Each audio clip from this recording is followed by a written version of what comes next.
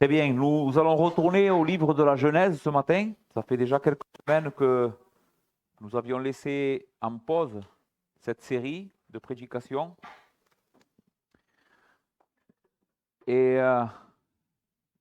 nous allons finir aujourd'hui l'exposition du chapitre 3. Et nous conclurons notre enseignement sur la doctrine du péché et ce qui s'est passé quand l'homme est tombé dans le péché. Des fois, je me sens un peu mal parce que j'ai l'impression que toujours je suis en train de parler du péché. Mais je crois que c'est très important que nous comprenions à quel point le péché nous a affectés. Et vous savez pourquoi? Parce que cela va donner toute la gloire à Dieu. Si nous comprenons bien la doctrine du péché, alors nous allons bien comprendre à quel point Christ a fait quelque chose pour nous sauver qui dépasse tout entendement. Son salut est extrêmement glorieux. Très bien, nous lisons ensemble, nous allons faire deux lectures ce matin, dans le chapitre 2, du verset 15 à 17, et ensuite nous lirons du chapitre 3, du verset 1 à 8. Donc, Genèse 2, il est écrit « L'Éternel Dieu prit l'homme et le plaça dans le jardin d'Éden pour le cultiver et pour le garder. L'Éternel Dieu donna cet ordre à l'homme, tu pourras manger de tous les arbres du jardin, mais tu ne mangeras pas de l'arbre de la connaissance du bien et du mal, car le jour où tu en mangeras, tu mourras certainement. » Chapitre 3, verset 1. Le serpent était le plus rusé de tous les animaux des champs que l'Éternel Dieu avait fait. Il dit à la femme, Dieu a-t-il réellement dit, vous ne mangerez pas de tous les arbres du jardin? La femme répondit au serpent, nous mangeons du fruit des arbres du jardin, mais quant au fruit de l'arbre qui est au milieu du jardin, c'est-à-dire l'arbre de la connaissance du bien et du mal, Dieu a dit, vous n'en mangerez point et vous ne toucherez point de peur que vous ne mouriez. Alors le serpent dit à la femme, vous ne mourrez point. Mais Dieu sait que le jour où vous en mangerez, vos yeux s'ouvriront et que vous serez comme Dieu, connaissant le bien et le mal. La femme vit que l'arbre était bon à manger et agréable à la vue, et qu'il était précieux pour ouvrir l'intelligence. Elle prit de son fruit et en mangea, et en donna aussi à son mari qui était auprès d'elle, et il en mangea. Les yeux de l'un et de l'autre s'ouvrirent, et ils connurent qu'ils étaient nus, et ayant conçu des feuilles de figuier, ils s'en firent des ceintures. Alors ils entendirent la voix de l'Éternel Dieu qui parcourait le jardin vers le soir, et l'homme et la femme, se cachèrent de loin de la face de l'Éternel Dieu au milieu du jardin. Amen. Nous allons prier. Notre Père, Seigneur, merci pour ce livre, Seigneur, qui nous instruit au sujet de la création, au sujet, Seigneur, de notre chute dans le péché, au sujet de ton salut, Seigneur, de ta grâce que tu as apportée à l'humanité. Seigneur, et aujourd'hui, nous prions pour que ce soit ton esprit qui nous instruise aujourd'hui. Seigneur, convainc-nous de la vérité que nous allons méditer aujourd'hui au sujet de la corruption du péché. Que nous soyons, Seigneur, convaincus, Seigneur, de notre besoin de ta grâce. Que nos yeux se tournent vers toi ce soir, aujourd'hui. Seigneur, et que notre seule espérance soit ton salut, ton Fils, ton Esprit, Seigneur. Fais-le pour la gloire de ton nom, notre Dieu. Amen. Très bien, il y a donc quelques semaines, nous avons commencé à parler de la doctrine du péché, et nous avons dit que le péché ou l'enseignement de la chute dans le péché pourrait se diviser en deux. Pour parler du péché et des conséquences du péché, il faut toujours tenir en compte que la culpabilité de Adam nous a été imputée. Et nous avons fait une prédication pour voir comment on est coupable, non parce que nous péchons, mais parce qu'en réalité, le péché de Adam nous est compté comme le nôtre.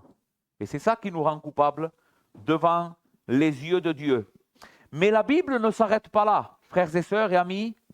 Le péché n'a pas simplement changé notre statut devant Dieu depuis ce premier jour. Nous étions justes, nous avions une bonne relation avec Dieu, mais depuis nous sommes pécheurs et déclarés coupables et nous avons été éjectés de sa présence. Mais la Bible aussi parle que notre nature a changé. Donc, il faut absolument que vous compreniez cela. C'est pas simplement, le péché n'a pas affecté juste ma relation avec Dieu, mais il a affecté aussi ma nature, qui désormais est une nature contaminée par le péché, et c'est ce qu'on va parler ce matin.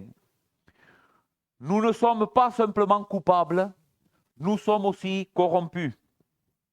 Et la Bible emploie une image qui est assez frappante pour nous parler de cette réalité, de la corruption du péché, quand elle déclare que nous sommes morts dans nos péchés. Dans Éphésiens chapitre 2, verset 1, il est écrit « Vous étiez morts par vos péchés, par vos offenses et par vos péchés ». C'est une image forte que la Bible emploie pour parler de notre condition quand elle dit que nous sommes morts dans nos péchés. Maintenant, que veut dire la Bible quand elle déclare que nous sommes morts? Nous savons que la parole mort veut dire être séparé. C'est celui-ci le sens premier de la parole mort, séparation. Mais si nous restons que juste en parlant, si juste on reste là, l'homme est mort, ça veut dire qu'il est séparé de Dieu. En réalité, nous ne sommes pas bien en train de comprendre l'idée que la Bible veut nous transmettre. Que veut dire que l'homme est séparé de Dieu? Qu'est-ce que ça veut dire que à partir du moment, comme nous l'avons lu dans le livre de la Genèse, quand Dieu dit « Le jour où tu en mangeras, tu mourras certainement », l'homme est réellement mort spirituellement. Qu'est-ce que ça veut dire concrètement? Eh bien, il y a 3 dimensions dans lesquelles la mort a affecté la nature humaine. 3 dimensions où la mort a touché l'homme dans son être le plus profond. Premièrement, l'homme a été physiquement, on pourrait dire, est réellement séparé de Dieu. Comment nous le voyons? Eh bien, quand l'homme a péché, qu'est-ce que va faire Dieu? Il va le jeter hors du jardin. Plus possible d'avoir accès à Dieu. Nous sommes coupés de sa présence. Mais aussi, nous savons que la mort nous sépare les uns des autres.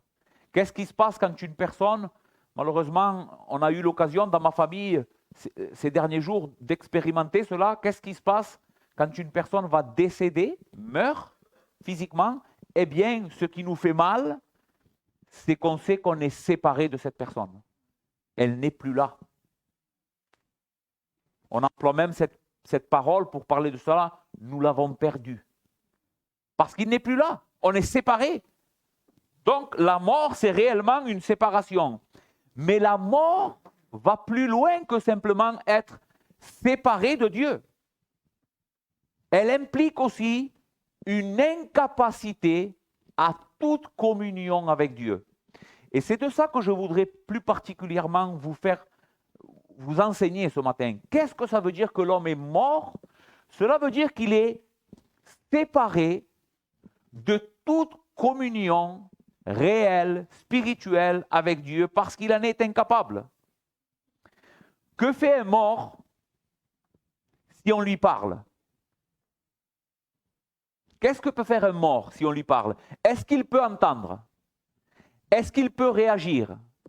Est-ce qu'un mort est capable de sentiments? Non.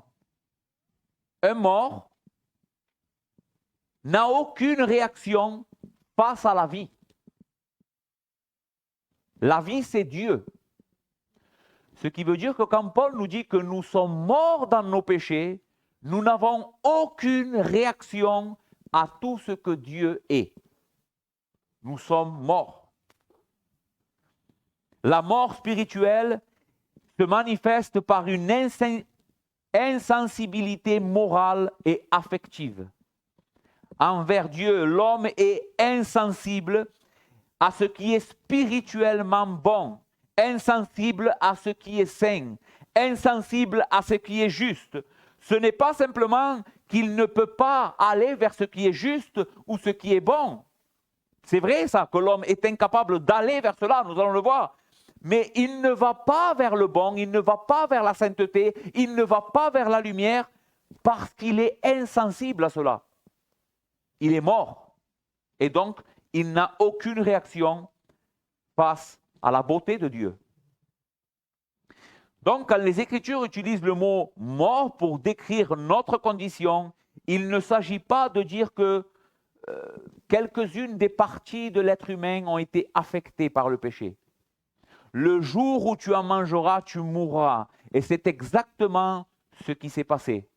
Chacun de nous, frères et sœurs et amis ici présents, si tu es en Christ, tu as été ressuscité d'entre les morts.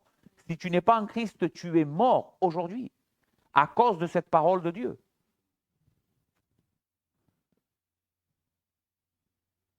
toutes les parties de l'homme ont été touchées par le péché. Chaque partie de notre être a été infectée, a été transformée par l'entrée du péché dans le monde.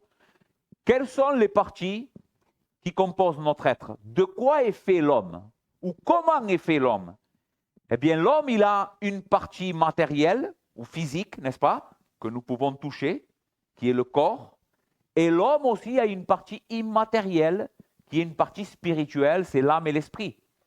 Eh bien, quand nous disons que l'homme a été infecté dans toutes les parties de son être, nous sommes en train de dire que le péché n'a pas seulement touché le corps physique de l'homme, puisque nous mourrons, nous tombons malades et nous nous détériorons, n'est-ce pas? Et ça, c'est la conséquence du péché. Mais le péché a aussi touché de manière irréversible, à moins que la grâce de Dieu n'intervienne, la part spirituelle de l'homme. Notre intelligence a été touchée par le péché. Nos émotions ont été touchées par le péché. Nos désirs ont été contaminés par le péché. Notre cœur a été touché par le péché. Qu'est-ce que c'est le cœur dans les Écritures? Eh bien, c'est le centre de commandement.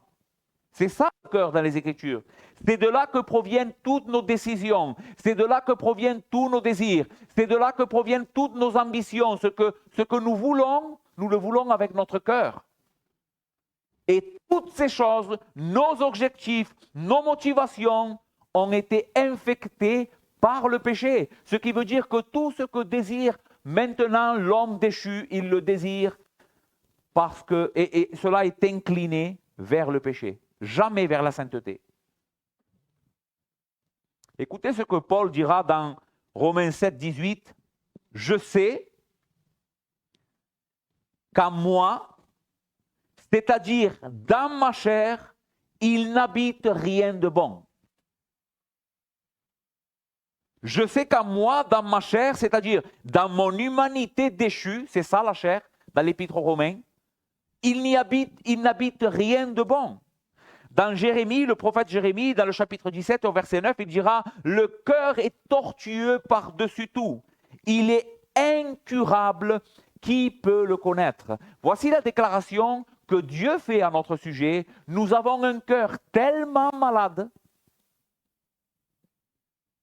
qu'il est incurable et que personne n'arrive à sonder à quel point ce cœur-là est contaminé par le péché. Les frères, pendant que je méditais cela, que je préparais cela, vraiment, je réfléchissais et je me disais, on a du mal à croire qu'on est tellement mauvais que ça. On a du mal. Si Dieu ne dirait pas ça de nous dans sa parole, aucun de nous ne penserait ça de soi. On pense de nous comme des personnes qui quand même, ça va, on s'en sort bien.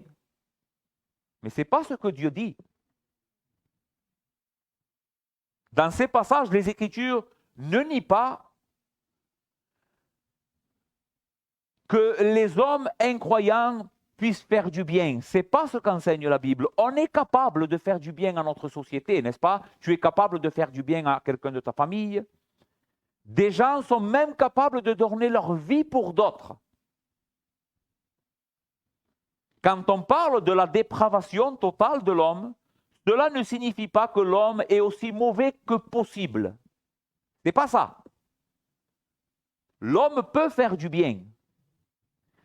Mais cela n'est jamais le bien comme la Bible dit que le bien est récompensé par Dieu. Ce n'est pas le bien que la Bible dit que c'est ce bien-là que l'homme doit faire. Pourquoi? Parce que le bien qu'un homme peut faire dans la condition déchue, il le fait souvent empreint de péché. Même nos meilleures œuvres de justice, nous allons le voir tout à l'heure dans le texte d'Isaïe, sont un vêtement souillé.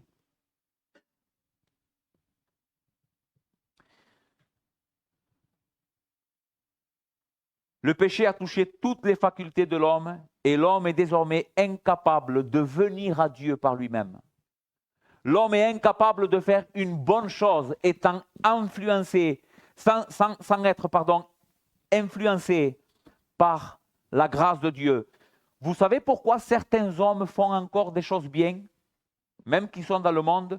c'est parce qu'il y a une grâce commune qui est en train de produire ça en eux.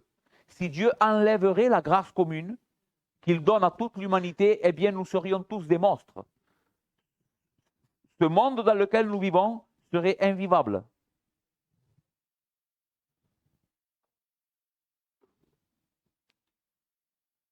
L'homme est donc incapable de faire une bonne œuvre en ce qui concerne Dieu. L'homme est totalement incapable de toute bonne œuvre spirituelle. En dehors de l'œuvre de Christ dans notre vie, nous sommes tous des cadavres spirituels. Écoutez ce que dit Éphésiens 4, 18. Ils ont l'intelligence obscurcie. En parlant des hommes pécheurs, ils sont éloignés de la vie de Dieu à cause de l'ignorance qu'il y a en eux, à cause de l'endurcissement de leur cœur. Voici la déclaration de Dieu au sujet de notre nature.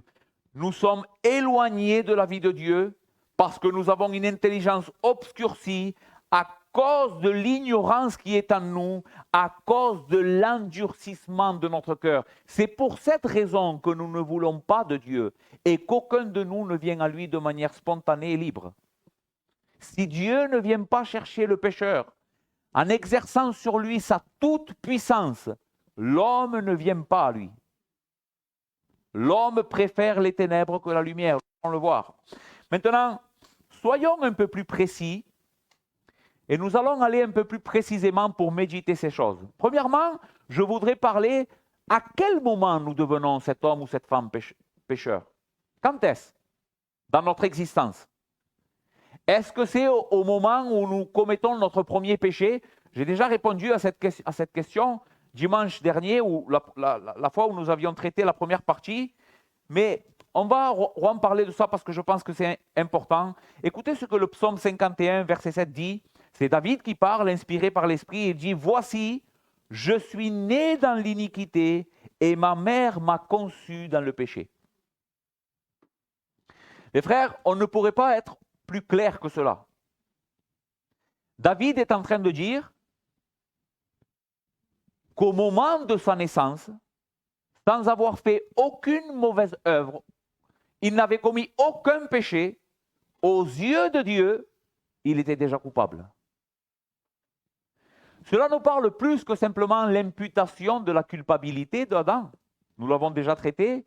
Mais cela nous parle aussi que David est en train de dire que ma nature, celle qui a été engendrée dans le ventre de ma maman, est une nature corrompue.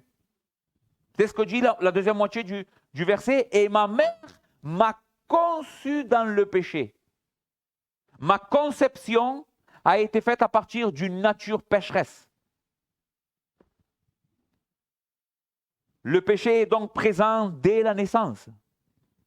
Ce n'est pas simplement un comportement que nous avons appris par la suite. Pourquoi c'est important cela? Parce que des hommes ont déjà prêché dans l'histoire de l'Église cet enseignement. Non, nous ne sommes pas pécheurs par nature. Nous sommes pécheurs parce que nous imitons les autres. Si on aurait l'opportunité de vivre dans un monde sans péché, eh bien jamais on n'aurait commis aucun péché. Mais cela est faux. Si on te prendrait tel que tu es, sans Christ, et on te mettrait dans un univers parfait, tu deviendrais la même personne que tu as été, mort dans ton péché. Maintenant, comment est-ce que nous pouvons savoir que cela est vrai? Eh bien, il y a un bon exemple de cela. Ce sont nos enfants. Tu as expérimenté ça, ce que je suis en train d'enseigner ici, si tu as élevé des enfants. Ok. Combien de fois tu as dit à ton fils, écoute papa, je m'en vais faire une course et je vais revenir. Ne mange pas de chocolat. D'accord? Ne touche pas le chocolat jusqu'à ce que je revienne. Et quand tu reviens, tu rentres dans la maison et tu vois ton fils qui a toute la bouche pleine de chocolat et le t-shirt. Et tu lui dis, est-ce que tu as mangé du chocolat? Et il va te dire non.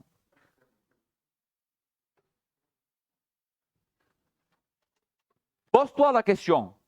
Est-ce que tu lui as enseigné à mentir à ton fils? Est-ce qu'un jour tu t'es assis avec lui et tu lui as dit, voilà papa, Pour mentir, il faut que tu inventes quelque chose d'autre que la vérité. Est-ce que tu lui as appris? Personne ne fait ça. Pourtant, cet enfant ment. Qui lui a appris? Sa nature. Il est menteur par nature. Et il fait ce qu'il est. Il donne le fruit de sa nature.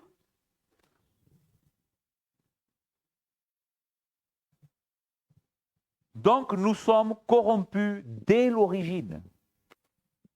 Ça, c'est la doctrine du péché. Nous sommes corrompus dès l'origine.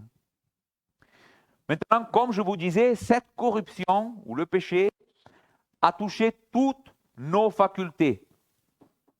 En examinant la chute dans le péché de la race humaine, l'homme a été créé à l'image de Dieu au début. Et Dieu avait doté l'homme de plusieurs facultés extraordinaires qui faisaient de lui une créature spéciale. Pourquoi l'homme était le couronnement de la création, nous l'avons vu.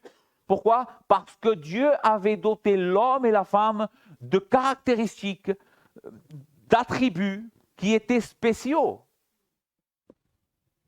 L'homme possédait donc une intelligence grandiose. L'homme avait une volonté qui lui permettait de désirer Dieu, de suivre Dieu volontairement. Dieu n'a pas créé l'homme comme un robot. Non, nous ne fonctionnons pas avec des instincts. Dieu nous a dotés d'une volonté propre. C'est ce que certains appellent le libre arbitre. Et l'homme a un libre arbitre. L'homme a été créé avec un cœur capable d'avoir des désirs, des émotions. Il a été créé pour chercher Dieu, aimer Dieu. Ces émotions, quand Dieu a créé l'homme, étaient toujours inclinées vers le bien. L'homme a été créé parfait, et quand l'homme désirait quelque chose ou aimait quelque chose, jamais l'homme aurait aimé le péché. Jamais. Parce que l'homme avait été créé pour aimer Dieu et ce qui est bon. Mais ce que je veux vous montrer ce matin, c'est à quel point tous ces dons merveilleux que Dieu nous a donnés, notre intelligence, notre volonté, nos désirs, ont complètement été infectés par le péché. Ayant comme résultat que l'intelligence, les affections, les désirs et la volonté de l'homme ne fonctionnent plus de la même manière que quand elles ont été créées. La Bible enseigne que désormais l'homme est aveugle. Il a un cœur endurci et il est incapable d'aucune bonne œuvre. Parce que le péché est devenu, et écoute bien, son maître. Depuis la chute, nous n'avons plus comme maître Dieu. Nous avons passé d'un royaume à un autre. C'est comme cela que la Bible décrit notre condition. Rendez grâce à Dieu le Père, qui nous a rendus capables d'avoir part à l'héritage des saints dans la lumière. Il nous a transportés du royaume des ténèbres dans le royaume de son Fils bien-aimé dans la lumière. C'est-à-dire qu'avant notre salut, nous étions dans un autre royaume qui était gouverné par un autre roi, qui était le diable et le péché. Mais béni soit Dieu, il nous a sauvés de cette condition. Maintenant, il faut faire attention que quand nous parlons du péché, de cette tyrannie du péché sur l'homme, il ne faut pas penser que l'homme est simplement une victime de cela et il subit ça comme s'il ne voudrait pas du péché. N'est-ce pas? Souvent, j'entends des prédicateurs enseigner de cette manière victime.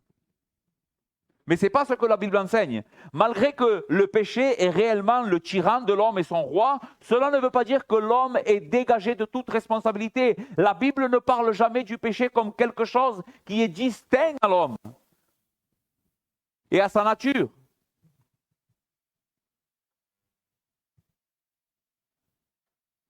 Le maître de l'homme, qui est maintenant le péché, c'est sa propre corruption.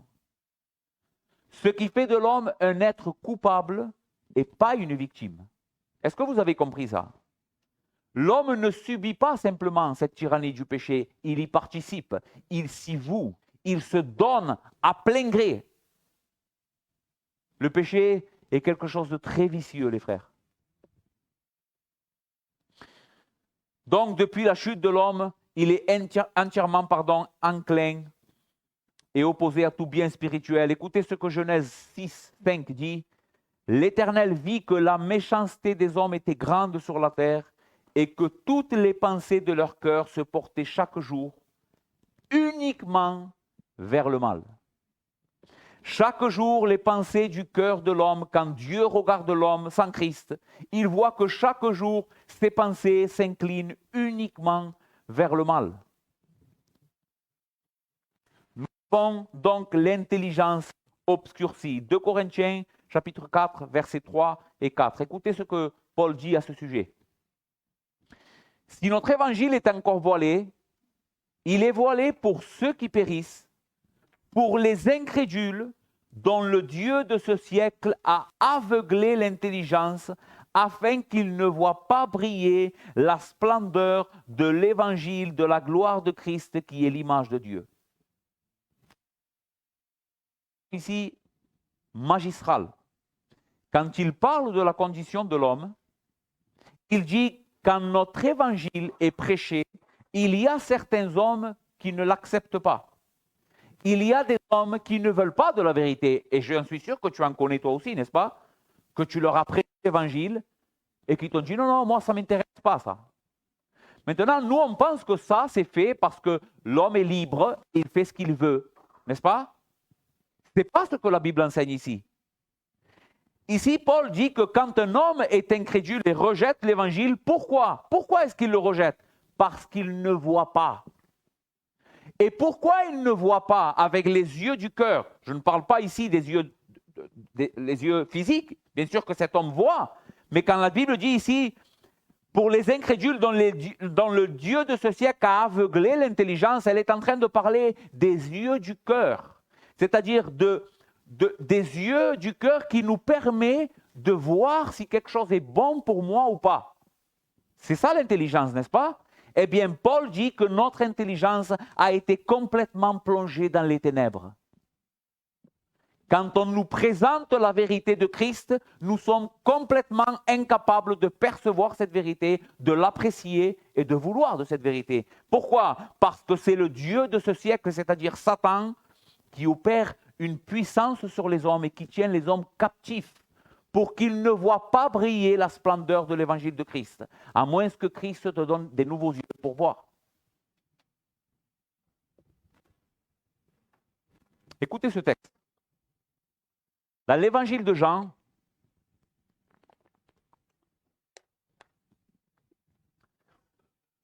chapitre 8, quelquefois nous lisons ce passage, et si nous ne comprenons pas cet enseignement que je suis en train de vous donner ce matin, nous courons le risque de passer à côté d'une chose incroyable que le Seigneur est en train de mettre en lumière dans ce passage. Lisez avec moi Jean 8, versets 39 à 44. Jésus est en train d'avoir une conversation avec certains Juifs qui prétendent dans un premier temps croire en lui. Et Jésus va dire, si vous demeurez dans ma parole, vous connaîtrez la vérité et la vérité vous rendra libre. Et cette parole de Christ au sujet de la liberté va susciter un grand débat avec eux. Parce qu'eux ne se considéraient pas esclaves. Tu es en train de me parler de liberté si je garde ta parole, mais de quel type de liberté tu es en train de me parler? Je ne suis pas esclave. Maintenant, écoutez ce que Jésus va enseigner à ces hommes. Verset 39, il est écrit, ils lui répondirent, notre Père, donc ces Juifs, c'est un homme libre. Nous sommes enfants d'un homme libre, donc par conséquent, nous sommes nous aussi libres. Jésus leur dit, si vous étiez enfants d'Abraham, vous feriez les œuvres d'Abraham. Mais maintenant, vous cherchez à me faire mourir, moi qui vous ai dit la vérité que j'ai entendue de Dieu. Cela, Abraham ne l'a point fait. Vous faites les œuvres de votre Père. Et ici, c'est très important que Jésus parle du Père. Parce que quand un fils est engendré, il a la nature de qui? Du Père. Vous faites les œuvres de votre père. Vous avez la même nature que votre père. Écoutez. Lui, ils lui dirent, nous ne sommes pas les enfants illégitimes, nous avons un seul père, Dieu. Jésus leur dit, si Dieu était votre père, vous m'aimeriez, car c'est de Dieu que je suis sorti et que je viens. Je ne suis pas venu de moi-même, mais celui qui m'a envoyé, de moi-même, mais c'est lui qui m'a envoyé, le Père. Pourquoi ne comprenez-vous pas mon langage? C'est la même chose que Paul. Ils ont l'intelligence obscurcie. Jésus est devant les mêmes personnes. Pourquoi ne comprenez-vous pas mon langage? Parce que vous ne pouvez écouter ma parole. Vous avez pour père le diable et vous voulez accomplir les désirs de votre père. Voyez-vous ce que Jésus est en train d'enseigner ici? Pourquoi ces personnes étaient incapables de croire en lui? Parce qu'ils étaient incapables d'écouter sa parole. Cela ne veut pas dire qu'ils n'avaient pas d'oreille pour entendre physiquement ce que Jésus disait. Ça veut dire qu'ils n'avaient pas d'oreille ou de cœur pour comprendre ce que Jésus disait. Ils ne pouvaient pas. La parole de Jésus ne pénétrait pas en eux. Elle trouvait une porte fermée. C'est ça notre nature. Tu étais la même chose. Toi et moi, nous étions dans la même condition. Nous étions perdus et éloignés de Dieu. Même si cette parole est choquante, nous avions pour père le diable avant que Christ nous sauve.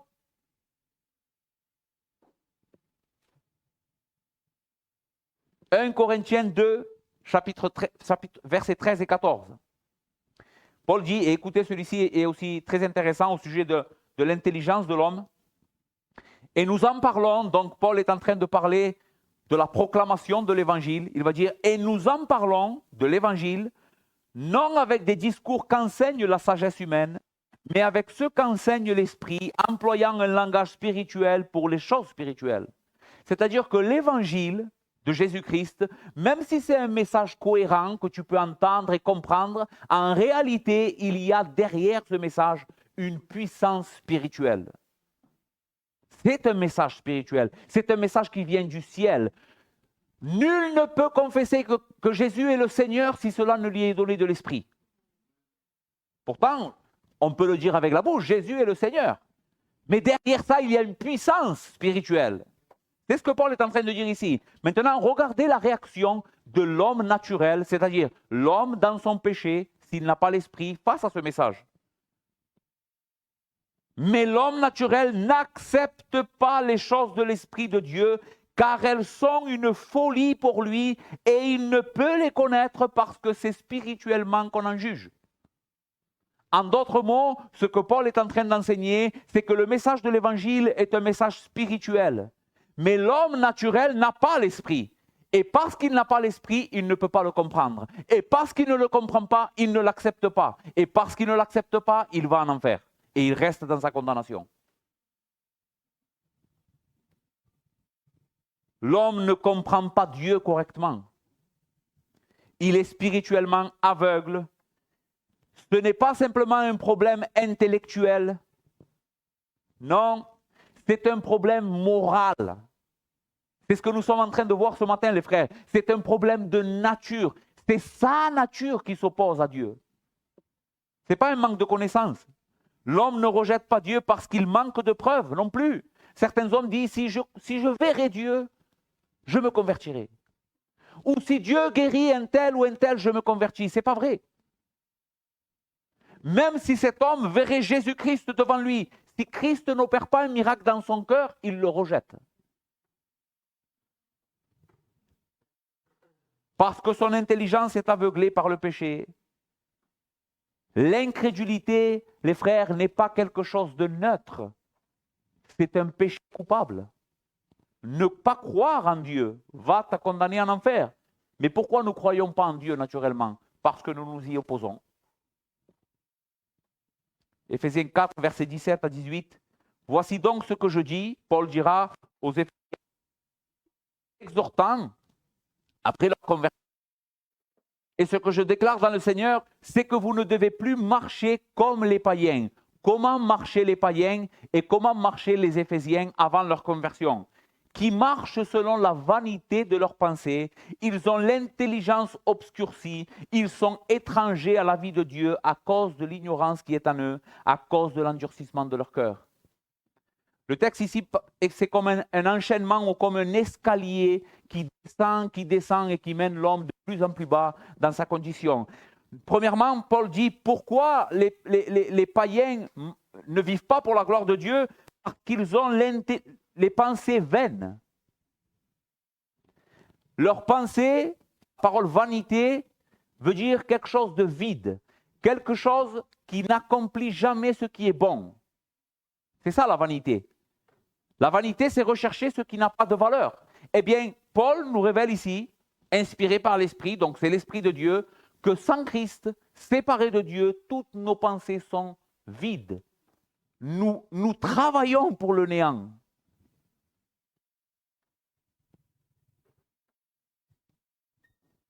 Nous ne voulons pas vivre pour quelque chose qui vale la peine. Non. Qu'est-ce qui vaut la peine en réalité? Dieu, son royaume, son Fils, son évangile. Ça mérite de donner notre vie pour ça. Mais séparés de Dieu, on ne peut pas le faire. Parce que nos pensées sont vides. Ils ont l'intelligence obscurcie, ils sont plongés dans les ténèbres.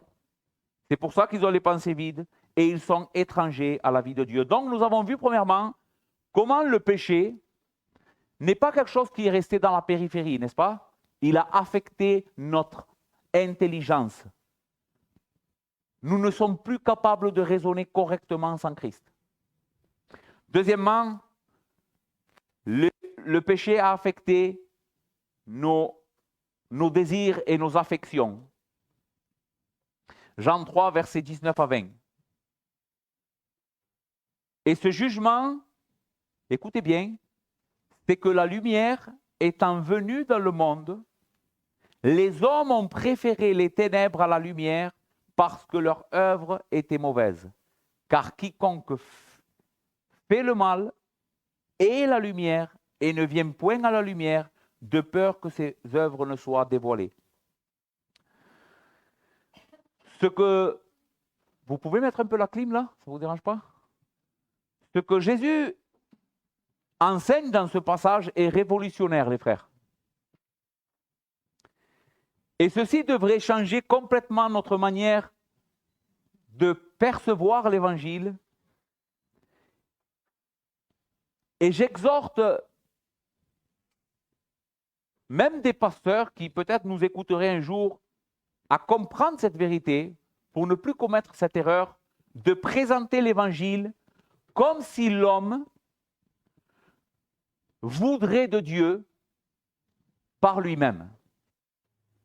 Souvent, on nous a présenté de l'Évangile, moi particulièrement, j'ai entendu souvent l'Évangile prêché en me disant « tu dois maintenant prendre la bonne décision ». Comme si tout dépendrait de la décision que je dois personnellement prendre. Sauf que quand on voit l'Évangile de cette manière, le problème qu'il y a, c'est qu'on peut arriver à tordre l'Évangile. Pourquoi? Parce qu'on peut dire qu'une personne est sauvée parce qu'elle a levé la main. On peut dire qu'une personne est sauvée parce qu'elle est venue et qu'on a prié pour elle. Parce qu'elle a pris une bonne décision. Mais ce n'est pas ce que la Bible enseigne. Ils ignorent totalement, les personnes qui présentent l'Évangile de cette manière, ce que Jésus est en train d'enseigner ici. Le problème de l'homme est un problème affectif. C'est un problème d'amour. Pourquoi en réalité, c'est ça que je vais vous enseigner, pourquoi la Bible enseigne qu'aucun homme ou aucune femme ne peut venir prendre cette décision spontanément, sans l'aide de Dieu? Pourquoi? Parce qu'en réalité, il déteste le Dieu qu'il appelle.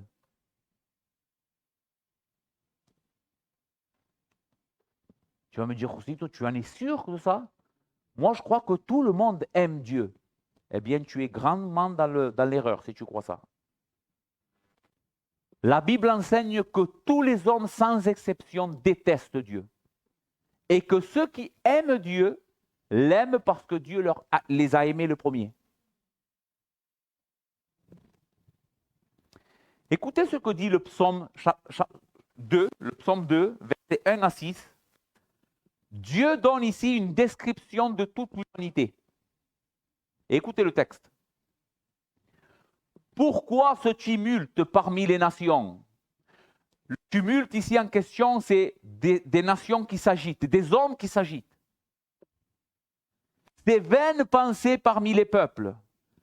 Pourquoi les rois de la terre se soulèvent-ils et les princes se liguent-ils avec eux contre l'Éternel et contre son oint? L'Éternel ici, c'est Dieu le Père, et le oint de l'Éternel, qui c'est? C'est Christ. Et l'image que nous sommes en train de voir dans les premiers versets du chapitre du psaume 2, c'est que Dieu donne une description de l'humanité comme s'il se rangerait en bataille pour faire la guerre à l'Éternel et à son oint. Et ils sont en train d'échafauder des plans. Bon, comment on va faire pour les attaquer? Ah, on va s'allier. Toi, tu as les armes, moi j'ai les chevaux, on va se prêter. Même des personnes qui ne peuvent pas se voir, des royaumes qui se détestent, pour faire la guerre à Dieu, ils sont capables de s'unir. C'est l'image que Dieu est en train de nous donner ici. Écoutez le discours de ces hommes. Brisons leurs liens, de l'Éternel et de son oint. Délivrons-nous de leurs chaînes. Celui qui siège dans les cieux rit, le Seigneur se moque d'eux, puis il leur parle dans sa colère, et il les épouvante dans sa fureur. C'est moi qui ai oint pour roi sur ma montagne de Sion, ma montagne sainte. C'est lui qui a oint Christ, et même si ces hommes n'en veulent pas, ils vont devoir se plier à lui. Mais ce que le texte nous révèle est affreux. Les hommes se rebellent contre Dieu parce qu'ils ne l'aiment pas. Mes frères, ceci est primordial à comprendre au sujet des conséquences de la chute. Le péché nous a tellement déformés que nous sommes désormais incapables d'aimer Dieu et de le rechercher. Tu n'as pas cherché Dieu le premier, c'est faux. Pense à ta conversion, le jour où tu as connu l'Évangile. Je suis sûr que si tu me parlerais de ce jour-là, tu pourrais me dire, eh bien, j'ai écouté l'Évangile, j'ai été touché. J'ai compris l'Évangile et je suis venu au Seigneur parce que j'ai compris qu'il m'a sauvé. C'est vrai que c'est comme ça que ça s'est passé. Mais il faut que tu saches que Dieu t'a sauvé ce jour-là en te donnant un cœur capable de l'aimer. Si Dieu ne se serait pas penché sur toi par grâce, par pure grâce ce jour-là, tu serais encore dans ton péché et tu rejetterais encore Christ et sa lumière. Dans Romains 1, 25, il est écrit « Ils ont adoré la créature au lieu du Créateur ». Dans 2 Timothée 3, 4, Paul dira « Des hommes perdus, aimant les plaisirs plus que Dieu ». Ce n'est pas que simplement les plaisirs nous tiennent sous l'esclavage, c'est que nous aimons ces plaisirs-là. Et c'est cela qui nous maintient loin de Dieu. Le problème donc n'est pas simplement un manque de connaissance, il est affectif. L'homme aime le péché et rejette volontairement Dieu. Voici la raison pour laquelle tu n'es pas encore en Christ. Même si des fois tu viens ici et tu apprécies ce que tu entends, tu aimes bien les personnes qui parlent de Dieu, tu n'étais pas donné pleinement à Christ encore parce que tu n'aimes pas ce Dieu qui t'appelle. Je te dis ça pour que tu te repentes de ce péché ce matin. Augustin d'Hippone, le fameux théologien et père de l'Église, a beaucoup parlé et décrit au sujet du désordre émotionnel que le péché a causé. Écoutez ce qu'il dit. Le péché, c'est l'amour de soi et le mépris de Dieu. Je répète cette phrase. Elle paraît simple, mais elle est d'une profondeur extraordinaire. Augustin d'Hippone, en méditant la Bible, et je crois que cet homme a été un des hommes de Dieu les plus dotés. Le péché, il dit, c'est l'amour de soi. Il ne dit pas c'est simplement un manque de force, un manque de capacité. Non, c'est un amour.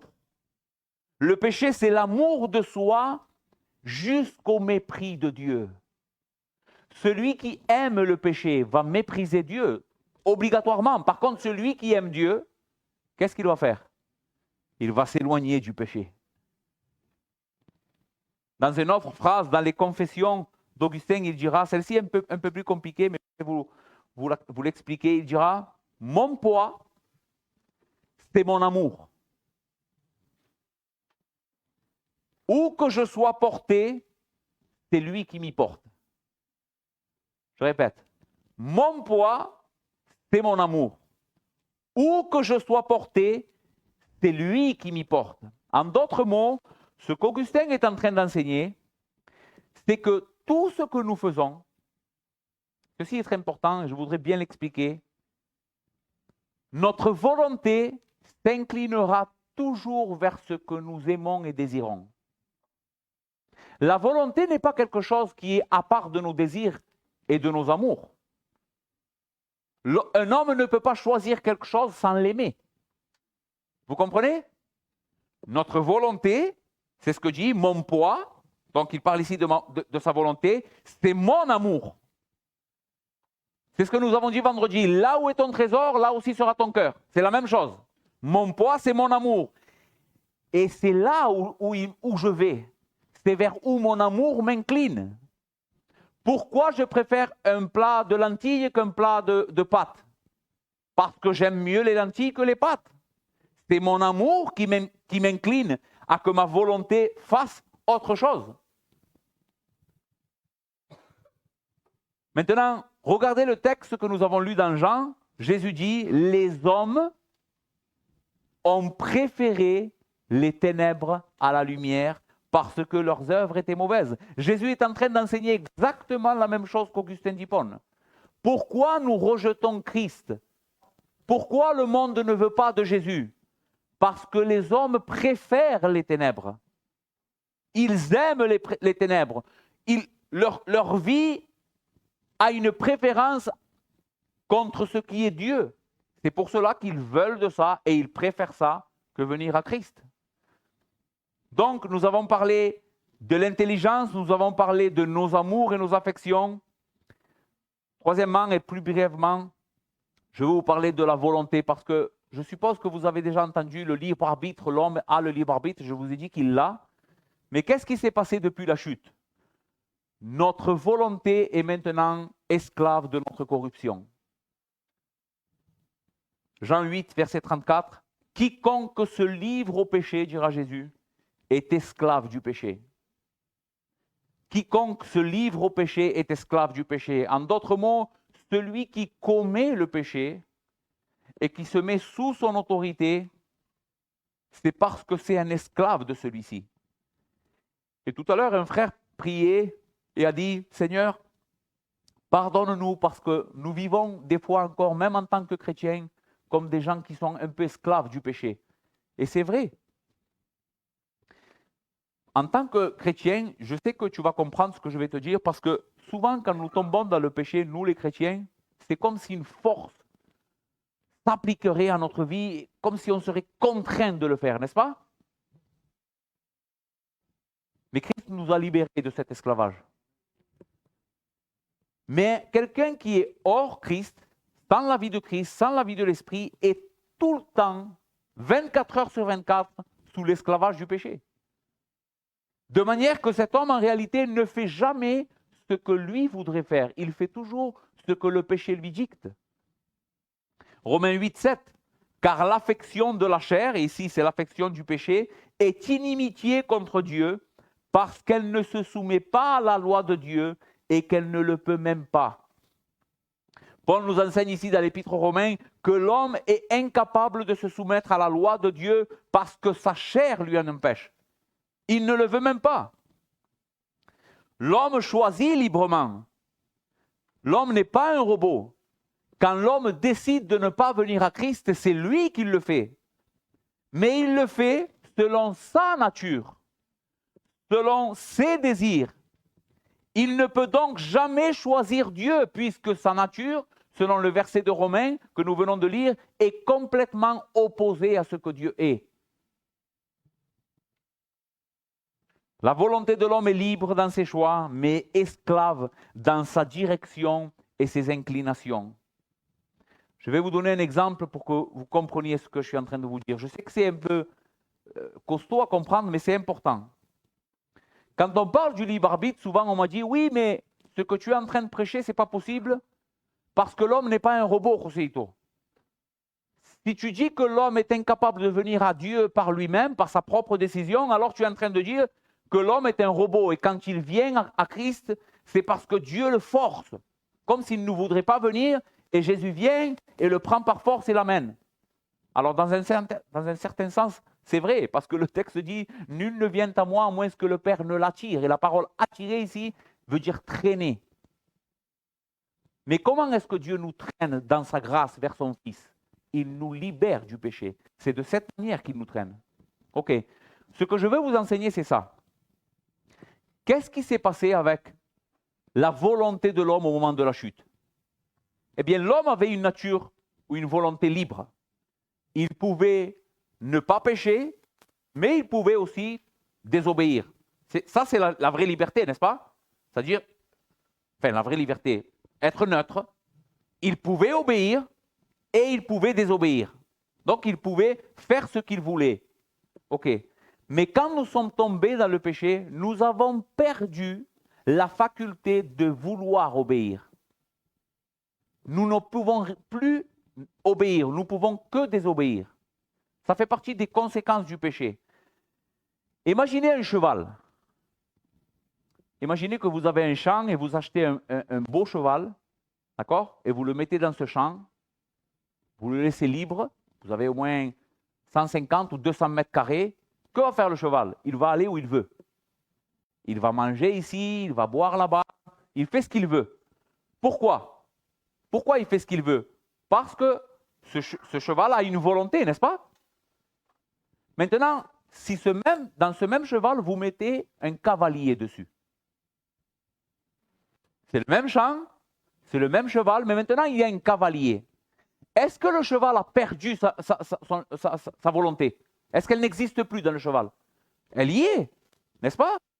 Le cheval n'a pas perdu sa volonté, elle est là. Mais maintenant, cette volonté est dominée. Le cheval ne peut plus aller où il veut.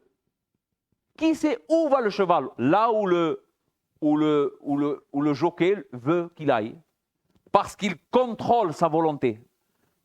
Parce que quand le cheval veut aller là-bas et que lui il veut aller de l'autre côté, il dit non, non, c'est là-bas qu'on doit aller. Et le cheval est forcé de se plier. Eh bien, c'est de cette manière que nous avons perdu notre liberté. Cela ne veut pas dire que tu n'as plus de libre arbitre. Tu as le libre arbitre, mais ton libre arbitre est maintenant esclave de ta corruption. De manière qu'à chaque fois que tu voudrais, si ça serait possible, désirer Dieu, ta nature te dirait non, ce n'est pas de ce côté que tu dois aller, c'est de l'autre côté, c'est vers le péché. L'homme est désormais un esclave du péché et du diable. C'est ce que nous voulons dire quand nous parlons du péché. Est-ce que vous m'autorisez encore quelques petites minutes? Oui, j'ai presque fini. À cause de tout cela, les frères, toutes nos œuvres sont souillées. Même ce que je vous ai dit tout à l'heure, même nos bonnes œuvres. Écoutez ce que Romains 3,12 dit. Il n'y a personne qui fasse le bien. Je veux que tu penses à l'œuvre que tu crois la plus bonne que tu aies faite dans ta vie. Imagine, la chose la plus gentille et la plus aimante que tu aies pu faire dans ta vie. Eh bien, cette chose-là, et je te dis ça pour essayer de te choquer un peu, aux yeux de Dieu, elle est nauséabonde. Il ne peut pas la supporter, ni même la regarder. Tu me diras, Rosito, c'est fort ce que tu es en train de me dire. Eh bien, c'est exactement ce que la Bible enseigne. Ésaïe 64, 6. Toute notre justice. Il ne dit pas ici tous nos péchés, il dit toute notre justice. C'est-à-dire toute notre sainteté, nos bonnes œuvres, ce qu'on veut faire de bien, toute notre justice est comme un vêtement souillé devant lui. La question que nous devons nous poser, c'est comment est-ce que Dieu peut arriver à considérer les meilleures œuvres humaines séparées de Christ comme quelque chose d'infect? Tu sais pourquoi? Parce que ces bonnes œuvres proviennent d'un cœur souillé. La source est souillée. Tout ce qui sort est contaminé. Tout. Nous ne glorifions jamais Dieu quand nous faisons des bonnes choses, sans la foi. Nos bonnes œuvres ne peuvent pas être acceptées si elles ne sont pas couvertes par la foi en Christ. En Christ, bien sûr que oui. En Christ, nos bonnes œuvres sont sanctifiées. Dieu les accepte comme un doux parfum. Les frères sont allés hier servir les hommes, essayer d'aider les personnes. Cette bonne œuvre a été un parfum agréable qui est monté au ciel. Vous savez pourquoi? Pas parce qu'ils ont fait ça, c'est parce que Christ a sanctifié cette œuvre. Écoutez ce que Romains 14, 23 dit. Tout ce qui n'est pas le produit d'une conviction de foi est péché. Tout ce que je fais en dehors de la foi, même mes bonnes œuvres, c'est du péché. Sans la foi, Hébreux 11, 6, il est impossible d'être agréable à Dieu. Donc, nos bonnes œuvres sont aussi souillées. Je fais une synthèse. Le péché a aveuglé notre intelligence, il a corrompu nos affections, il a asservi notre volonté, il a souillé toutes nos œuvres. Voici ce qu'a fait le péché dans notre nature. Dieu. Dans 1 Timothée 1,15, écoutez ce texte. Et après, je suppose qu'après tout ce que je vous ai dit ce matin, ce texte va résonner d'une autre manière que peut-être vous l'avez compris jusqu'à maintenant. Paul dira à Timothée, cette parole est certaine et entièrement digne d'être reçue, que Jésus-Christ est venu dans le monde pour sauver les pécheurs dont je suis le premier. C'est pour cet homme que je viens de te décrire et pour cette femme que je viens de te décrire que Christ est mort. Voici ce qui fait de l'œuvre de Christ quelque chose d'époustouflant. Ce n'est pas possible, Seigneur. Pour lui, tu es mort? Oui. C'est pour ça, c'est pour cet homme-là que Jésus est mort. C'est pour lui qu'il s'est incarné, c'est pour lui qu'il s'est humilié, c'est pour lui qu'il s'est laissé cracher au visage. Ça, c'est l'amour incompréhensible de Dieu. Dieu n'est pas venu chercher des hommes bien. Il est venu chercher des morts, des cadavres spirituels.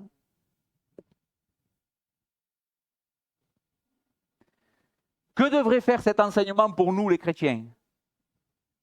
Si toute notre nature est complètement corrompue, alors je n'ai rien apporté à mon salut. Ça, c'est la première chose qui doit te changer aujourd'hui. Dans 1 Corinthiens 4, 7, il est écrit « Qu'as-tu que tu n'aies reçu?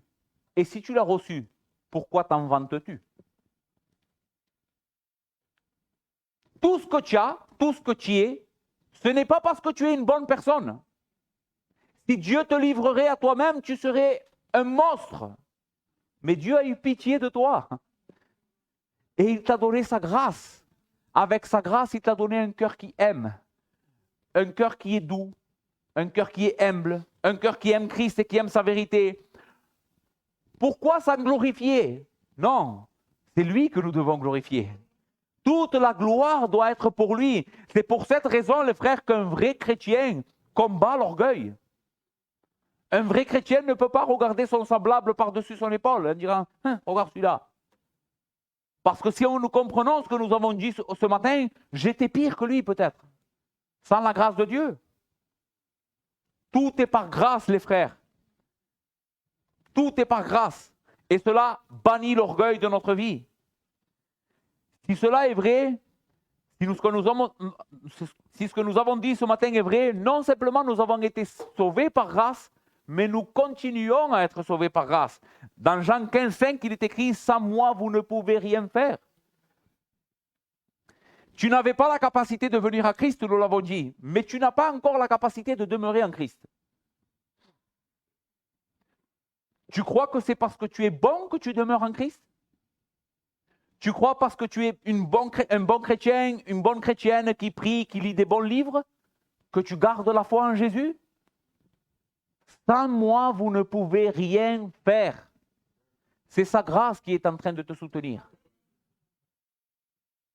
Tu dépends pour la sanctification de la même grâce qui t'a sauvé de ton péché. Que devrait faire cette vérité? Eh bien, cela devrait te mener à prier plus instamment pour que Seigneur augmente ta grâce dans ma vie. Aide-moi, Seigneur, à demeurer en toi. Je veux être un meilleur chrétien, une meilleure chrétienne. Pour toi qui n'es pas en Christ, reconnaître la véritable condition du péché t'enseigne que le problème de ta vie, ce n'est pas simplement ce que tu fais. mais c'est ce que tu es. Peut-être que tu es en train de te dire, si j'arrête de faire ça, eh bien, à ce moment-là, je pourrais être sauvé.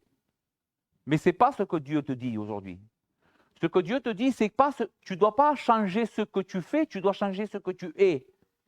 Le problème, c'est que tu ne peux pas changer ce que tu es. Comment est-ce que tu vas te donner un nouveau cœur? Comment est-ce que tu vas te faire naître de nouveau? Vas-y, nais de nouveau. Fais-le maintenant, vas-y. Si tu peux, fais-le. Tu en es incapable. Il faut que Dieu te sauve. Il faut que Dieu vienne te ressusciter d'entre les morts. Ça, aucune église, aucun pasteur, aucun mouvement, rien ne peut faire ça. Il n'y a que lui qui peut le faire. C'est pourquoi je t'invite, toi qui es mort encore dans tes péchés, à courir à Christ. C'est à Christ que tu dois aller. C'est vers lui que tes mains doivent se lever comme un pauvre pécheur. Oh Dieu, aie pitié de moi, moi, pauvre pécheur que je suis. Sauve-moi de ma misère. Mais la Bible dit que quand un malheureux crie, l'Éternel entend et il le délivre de tous ses maux. Si ce matin tu as compris à quel point le péché t'a touché, eh bien viens au Seigneur. Parce que là où le péché abonde, même si les effets du péché ont été catastrophiques, les effets de la grâce sont de beaucoup plus forts. Là où le péché abonde, la grâce surabonde. Le péché nous a fait mourir, Dieu nous donne la vie éternelle. Viens en Christ. Il y a un salut éternel pour toi, que le Seigneur vous bénisse.